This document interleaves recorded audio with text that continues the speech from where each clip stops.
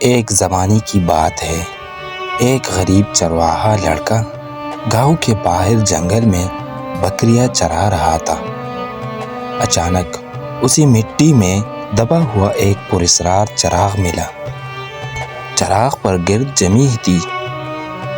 اس نے کپڑے سے چراغ صاف کیا۔ اچانک دھواں نکلا اور ایک خوفناک جن اس کے سامنے آ کھڑا ہوا۔ جن بولا، میں صدیوں سے اس چراغ میں قید ہوں۔ جس نے مجھے آزاد کیا، میں اس کا غلام ہوں۔ 3 خواہشیں مانگ لو، جو چاہو گا مل جائے گا۔ چرواہا حیران رہ گیا۔ پہلی خواہش میں اس نے کھانے پینے کی چیزیں مانگ لی۔ دوسری خواہش میں ایک خوبصورت محل۔ لیکن جب تیسری خواہش کا وقت آیا، لڑکا سوچ میں پڑ گیا۔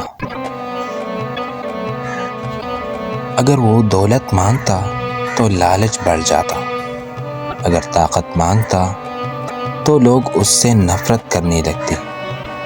آخر کار اس نے کہا، میری تیسری خواہش یہ ہے کہ مجھے ایسا دل عطا ہو جو ہمیشہ شکر گزار رہے۔ جن مسکرا کر بولا، اے چرواہے، تو نے سب سے بڑی دولت مانگی ہے۔ شکر گزاری کا دل ہی اصل جادو ہے۔ یہ کہہ کر جن غائب ہو گیا اور چرواہا ہمیشہ خوش رہا۔